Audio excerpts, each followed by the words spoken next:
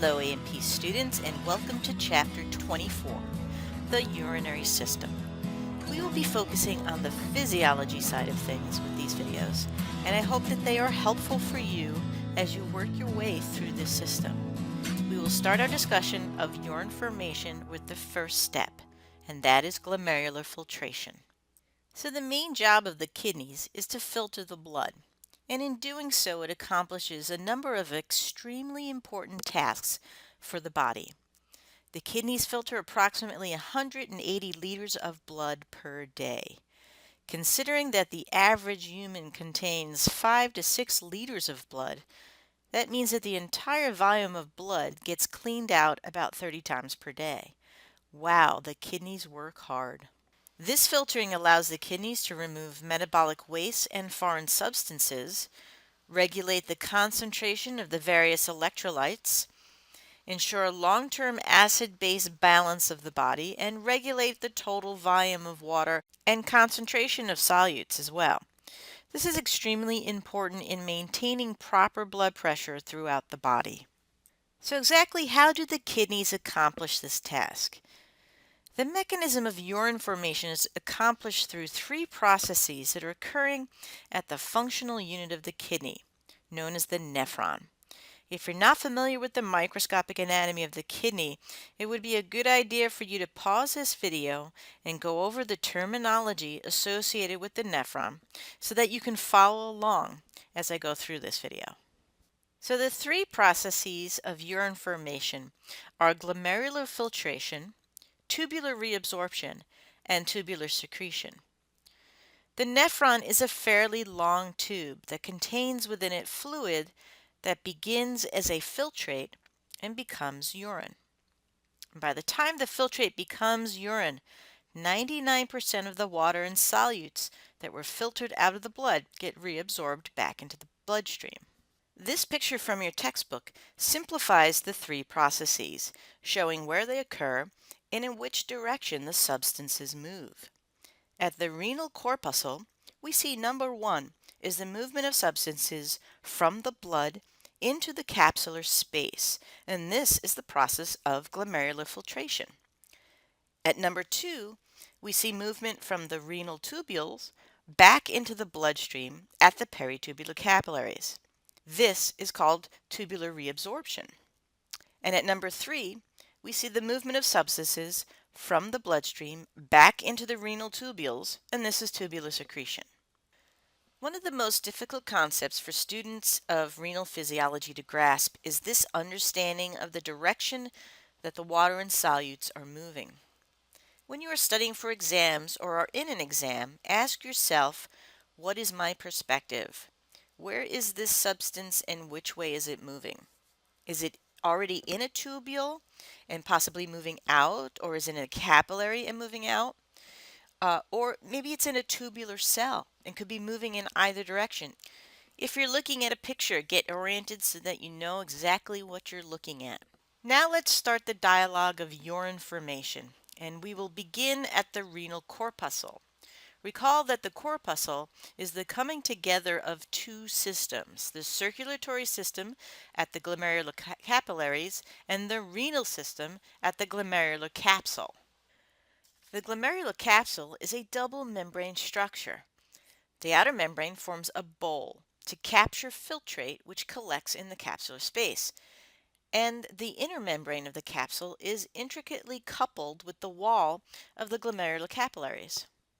The glomerular capillaries are formed from the afferent arteriole, which is a branch of the cortical radiate artery. The glomerular capillaries merge to form the efferent arteriole, where blood exits the renal corpuscle. We will be looking more closely at these structures in a bit, but for now, let's talk some numbers.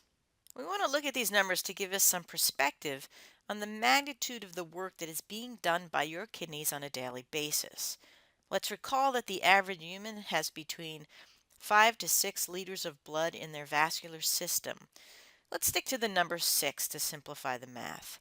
And remember that the kidneys filter about 180 liters of blood per day, and that's about 30 times the volume of blood in your body. Now let's equate these volumes to something we are familiar with. How about a gallon milk jug? 180 liters is approximately 47 gallons. Wow. 47 gallons of water and solutes are pulled from your bloodstream each day, cleaned up, and then the majority of it is put back into your bloodstream. It's no wonder that your kidneys require about 25% of your oxygen use. If the kidneys did not go through the process of reabsorption, meaning regaining what was lost through filtration, then you would lose your total blood volume in urine within, well, let's figure this out. Let's do the math. If we lost 180 liters per day, when we divide that by 24 hours in a day, you would lose 7.5 liters per hour, which means that you wouldn't even last 45 minutes.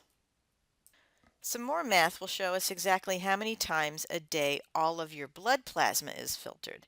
Remember, the plasma is the fluid part of your blood, so when we talked about filtration, that's what we were talking about. Remembering from our blood lectures, plasma makes up about 55% of blood. So 6 liters of blood is equal to how much plasma? Go ahead, you do the math, figure it out for me. All right, so what'd you get for an answer? I got 3.3 liters of plasma. If you didn't get that answer, make sure you know how to do this math, because this is important.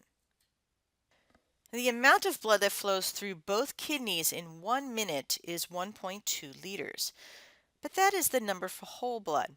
So we have to figure out how much plasma that is.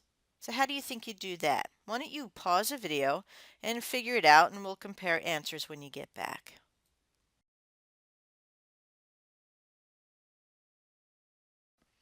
All right, I got 660 mils per minute of plasma going to the kidneys. Of this 660 mils, only 125 of it actually becomes filtrate. Can you figure out what percent of blood plasma becomes filtrate? So go ahead and give this a try. Give yourself some time. It's a little more complicated. And when you get back, I'll tell you what I ended up with. So the number I come up with is 18%. So it's about 18 to 20% of your blood plasma that becomes filtrate. Now that we have an idea of the amount of filtrate that is being produced per minute, which by the way is called glomerular filtration rate, or GFR for short, let's take a look at how the filtrate is produced. Our discussion of glomerular filtration must begin with the discussion of the filtration membrane. The filtration membrane is a three-layered structure which water and solutes must pass through from the blood into the capsular space. Now on the blood side is the simple squamous cells of the capillaries, which are fenestrated. Recall from our blood vessel lecture that fenestrated capillaries are very leaky. The middle layer of the membrane is two fused basal laminae that form a gel-like barrier that is negatively charged. This is called the basement membrane, and it allows small solutes and water to pass through it freely, but repels large negatively charged plasma proteins. The third layer of the filtration membrane is formed by the foot processes of the cells of the inner layer of the capsule. These cells are called podocytes, and their foot processes are arranged to form filtration slits that are also negatively charged.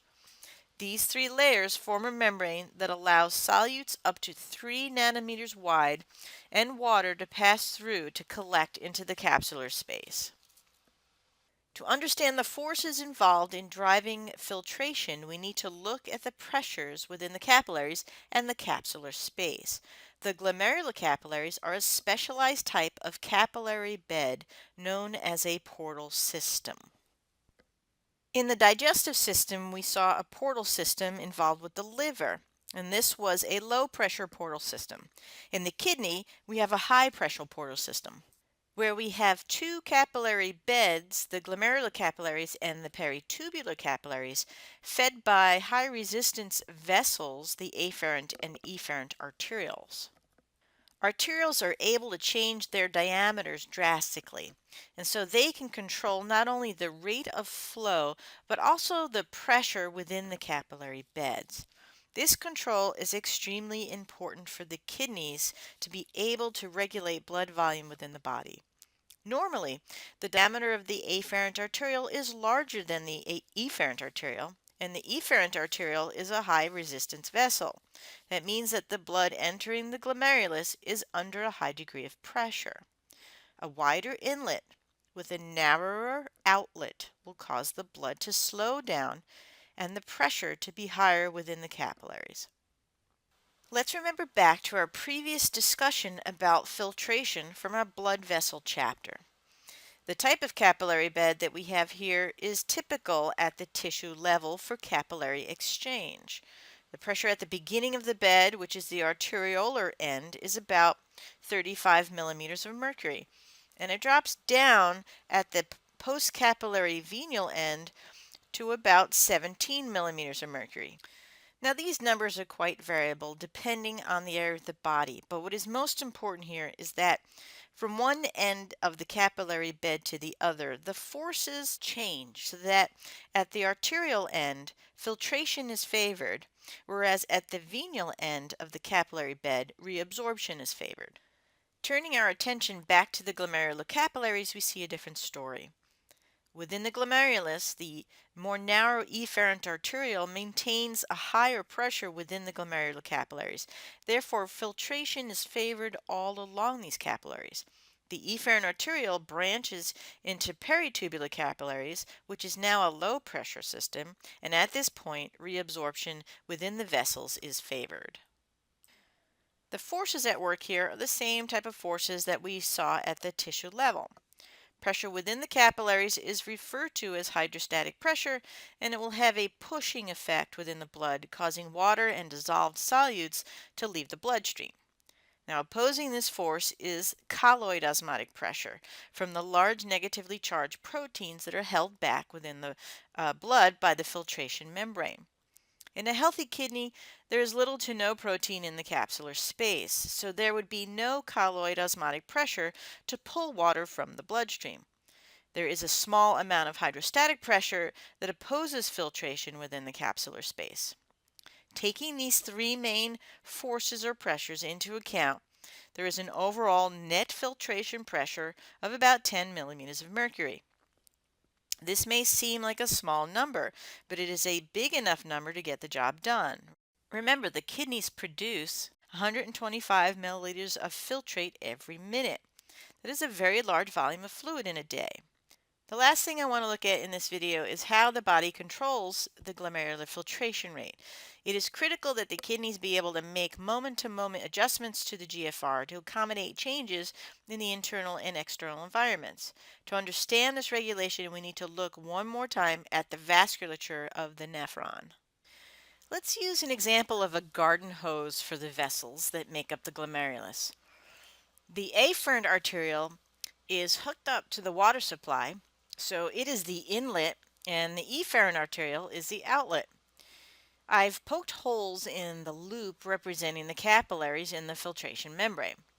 In our first example, we would turn the spigot on slightly to allow a small flow of water, and we can see a trickle of water coming out of the holes.